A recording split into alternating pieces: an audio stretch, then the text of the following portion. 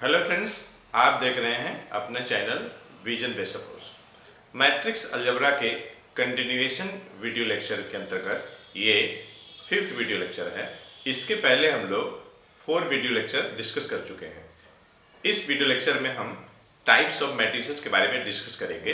तो चलिए हम लोग स्टार्ट करते हैं।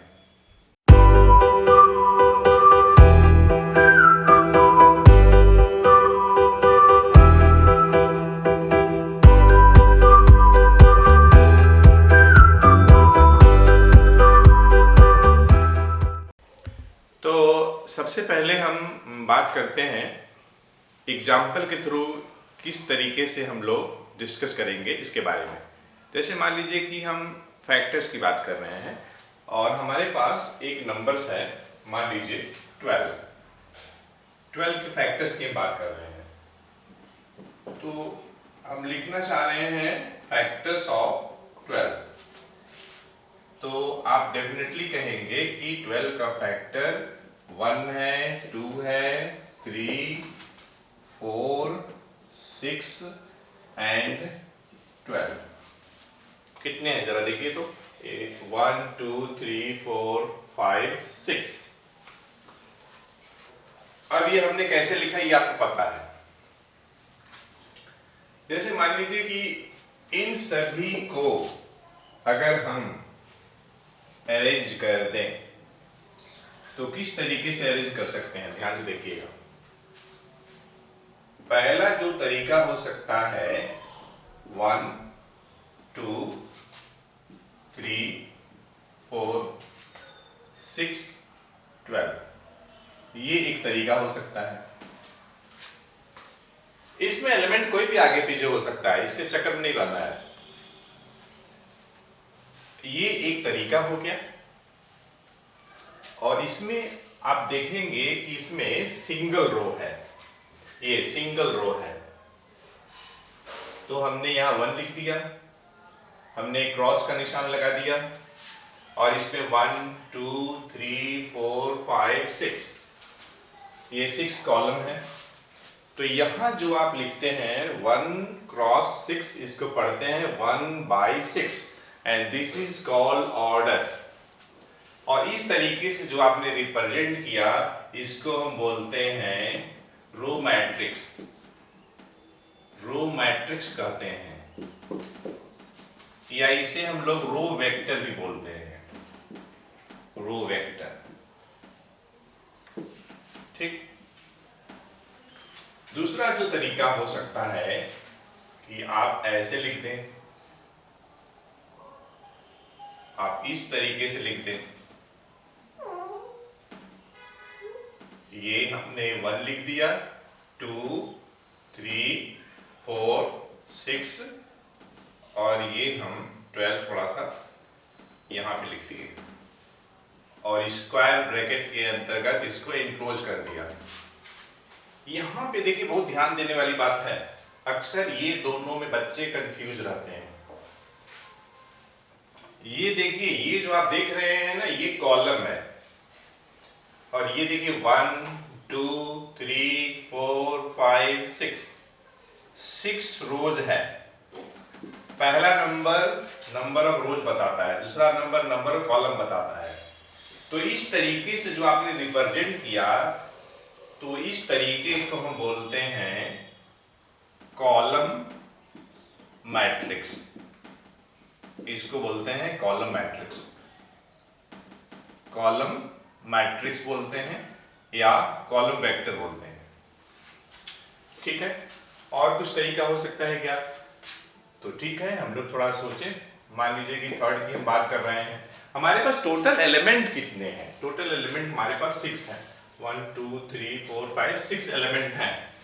देखिए किसी मैट्रिक्स के ये जो आप देख रहे हैं 1 2 3 4 5 1 2 3 4 6 और 12, ये सभी एलिमेंट हैं।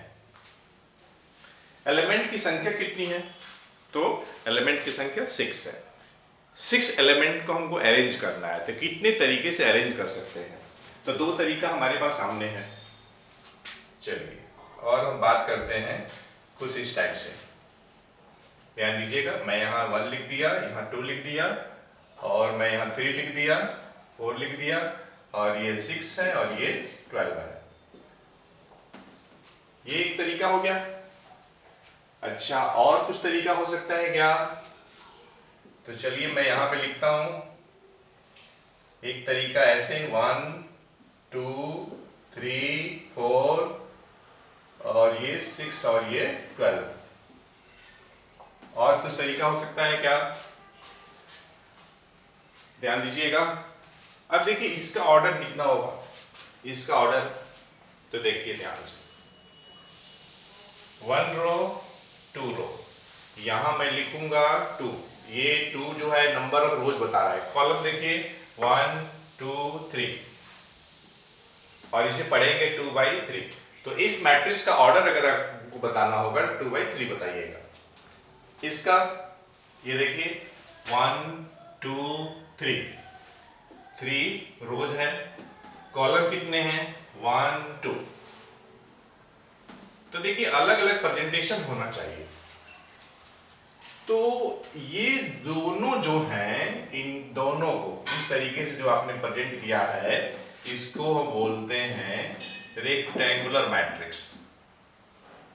रेक्टेंगुलर मैट्रिक्स बोलते हैं इसे, ठीक है। ये दोनों भी रेक्टेंगुलर मैट्रिक्स ही होगा, लेकिन पर्टिकुलर केस होगा।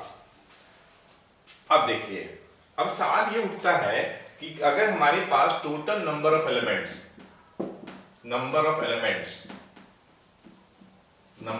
एलिमेंट्स कितने थे? 6 थे। तो 6 एलिमेंट को लेकर के हम कितने तरीके का मैट्रिक्स बना सकते हैं, ये हमको जानना है। तो कैसे समझेंगे? तो देखिए उसका देखिए तरीका क्या है।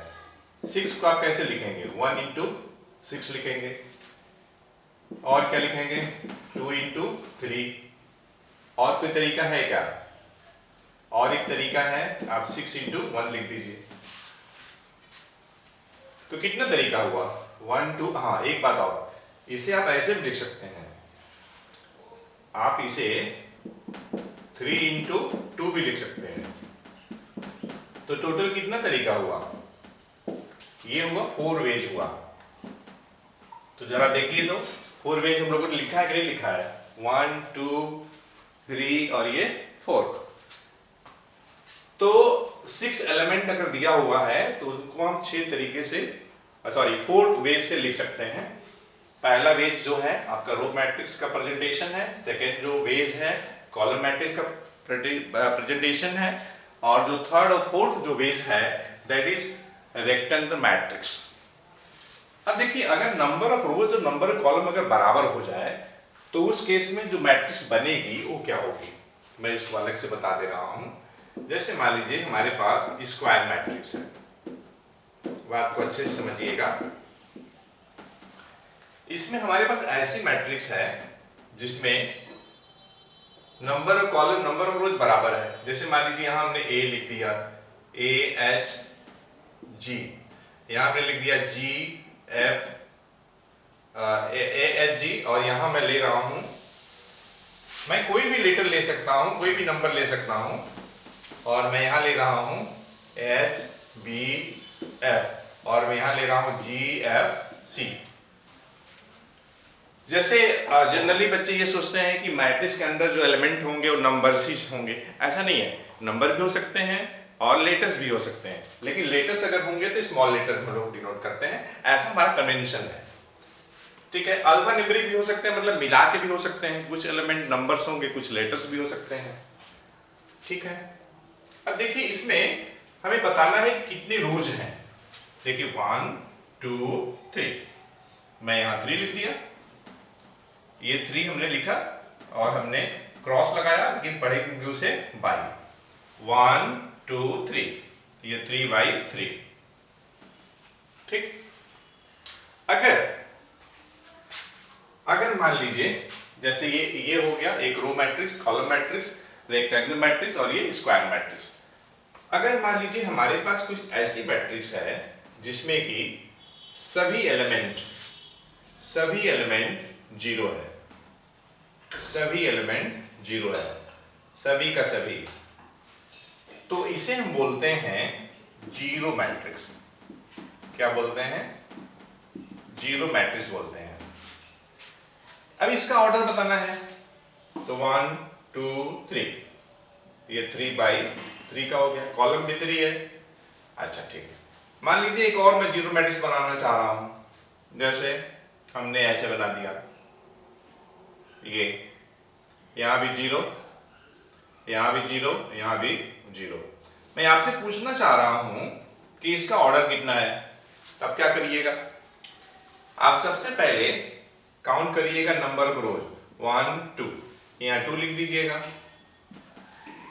कॉलम 1 2, ठीक। अब देखिए इस मैट्रिक्स को रिप्रेजेंट कैसे करेंगे, तो ये तो एक आप जीरो ले लीजिए, और ये जीरो जो रहेगा बोल्ड फेस में रहेगा, बोल्ड फेस में, ध्यान दीजिएगा। और यहां भी हमने जीरो लिख दिया, ये भी बोल्ड फेस में है, ठीक है। ये कितने ऑर्डर का है, 3 ऑर्डर का है, मैं यहां पे 3 लिख दिया, वो 3 मतलब ऐसा जीरो मैट्रिक्स जिसमें number of rose number column बराबर है। यहां मान लीजिए मैं 2 लिख दिया, मतलब ऐसा जीरो मैट्रिक्स जिसमें number of column number of रोज दोनों 2 2 है।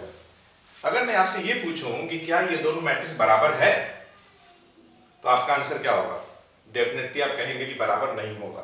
क्यों नहीं होगा, क्योंकि जीरो जीरो मत क्यों देखिएगा, आप पहले अगर आपको इक्वलिटी बताना है दो मैट्रिक्स का, तो आप सबसे पहले ये देखिएगा कि दोनों मैट्रिक्स का ऑर्डर इक्वल है कि नहीं है।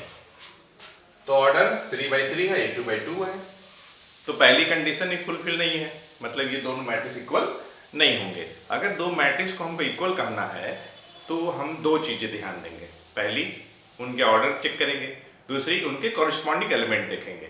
अगर ये दोनों कंडीशन फुलफिल होंगे तभी दो मैट्रिक्स इक्वल होंगे।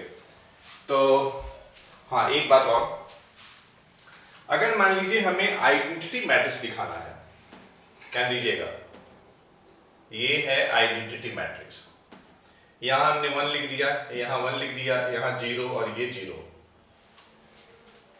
तो ये आइडेंटिटी मैट्रिक्स है, हमने बोल्ड फेस में आई लिख दिया।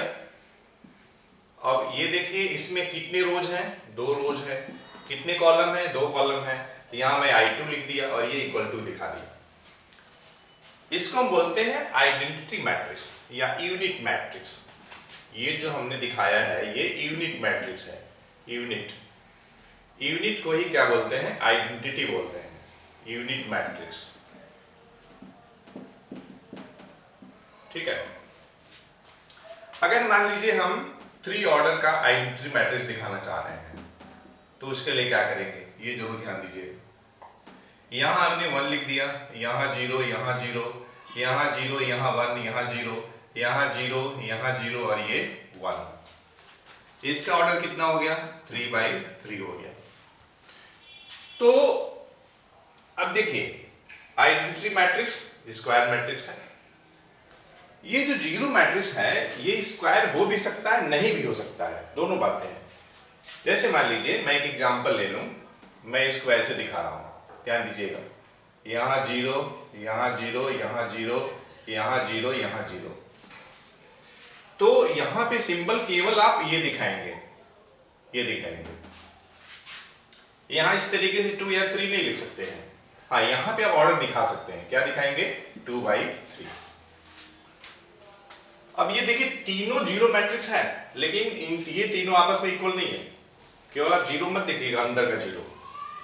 इक्वलिटी चेक करने के लिए आप सबसे पहले ये देखिएगा कि ऑर्डर सेम है कि नहीं सेम है, और कॉरस्पॉन्डिंग एलिमेंट बराबर है कि नहीं बराबर है। तो फ्रेंड्स, तो हम ये देख रहे हैं कि टाइप्स ऑफ मैट्रिक्स में क्या क्या होगा। पहला रो मैट्रिक्स होगा, इसको मैं रोमन नंबर पे लिख दे रहा हूं, रो मैट्रिक्स होगा, या मैं ABCD कर दे रहा हूं, या चलिए ABCD वहां लिए हैं तो मैं रोमन न्यूमरल में फर्स्ट कर देता हूं। सेकंड कॉलम मैट्रिक्स, थर्ड आपका rectangular matrix, fourth square matrix, और फिफ्थ 4 है ना, तो मैं फिफ्थ यहां पे जीरो मैट्रिक्स, और ये सिक्स्थ आपका, सिक्स्थ हो गया आपका यूनिट मैट्रिक्स। एक और है मैं बताना चाहता हूं आपको 7th नंबर जो है ये है डायगोनल मैट्रिक्स। डायगोनल मैट्रिक्स देखिए इसमें क्या है कि हमारे पास कोई स्क्वायर मैट्रिक्स होना चाहिए, पहली कंडीशन। और ये डायगोनल एलिमेंट मान लीजिए यहाँ 3 है, यहाँ 5 है, यहाँ पे 7 है मान लीजिए, तो ये 0, ये 0, ये 0, ये 0 और ये 0। मैं थोड़ा इसको नीचे दिखा दे रहा हूं, ये मैंने 0 दिखा दिया यहाँ। अब ये देखिए डायगोनल मैट्रिक्स है। ये क्यों डायगोनल बोल रहे हैं ध्यान दीजिएगा, क्योंकि इसमें जो मेन डायगोनल है ये है मेन डायगोनल। मैं थोड़ा इसको और ऊपर दिखा रहा हूं, ये है आपका मेन डायगोनल। ये जो एलिमेंट है ये देखिए, ये मेन डायगोनल है। इसे हम लोग मेन डायगोनल बोलते हैं या प्रिंसिपल डायगोनल या लीडिंग डायगोनल बोला जाता है। ये देखिए हमारा ऐसे ये लेफ्ट है, तो ये देखिए लेफ्ट टॉप से लेकर के ये राइट है, राइट बॉटम। डायगोनल ये भी होगा, लेकिन जो मैट्रिक्स के केस में जो मेन डायगोनल या लीडिंग डायगोनल जो डिफाइन किया गया है वह है टॉप लेफ्ट से लेकर के राइट बॉटम की तरफ। This is called main diagonal. इसको हम लोग बोलते हैं मेन या प्रिंसिपल लीडिंग डायगोनल।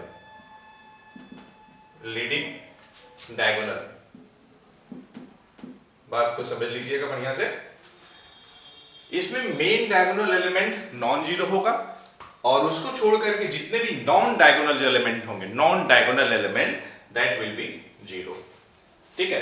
अब इसी में देखिए आइडेंटिटी मैट्रिक्स क्या है, इसी का पर्टिकुलर केस है। 1 1 1 हो गया। अगर मान लीजिए एक मैट्रिक्स और हम बात करें, यहाँ पे मैं बता देता हूं, यहाँ पर ये मान लीजिए कि 8वां मैट्रिक्स की हम बात करें, मैं बात कर रहा हूं स्केलर मैट्रिक्स का। थोड़ा समझिएगा स्केलर मैट्रिक्स। इसमें देखिए कुछ करना नहीं है। यहां पे जैसे मान लीजिए 5 है और ये 5 है, ये 0, ये 0, ये 0, ये 0, ये 0, ये 0। अगर डायगोनल एलिमेंट अगर कांस्टेंट हो जाए, मतलब सेम हो जाए, ठीक है, मैंने 5 5 लिया है, ये नेगेटिव भी हो सकता है, तो उस केस में ये जो मैट्रिक्स होगी स्केलर मैट्रिक्स होगी। ध्यान से समझिएगा। चाहे आपको आइडेंटिटी मैट्रिक्स डिफाइन करना हो, स्केलर करना हो या डायगोनल करना हो, तो पहली कंडीशन ये है कि वह मैट्रिक्स स्क्वायर मैट्रिक्स होना चाहिए। तो फ्रेंड्स, इस पे हम लोगों ने इस वीडियो लेक्चर में हम लोगों ने टाइप्स ऑफ मैट्रिक्स डिस्कस किया, और मैं थोड़ा साइड हो जाता हूं ताकि आप नोट कर सकें। तो फ्रेंड्स, इस वीडियो लेक्चर में इतना ही। We will meet again in the next video lecture with very conceptual topic. Thanks for watching the video lecture.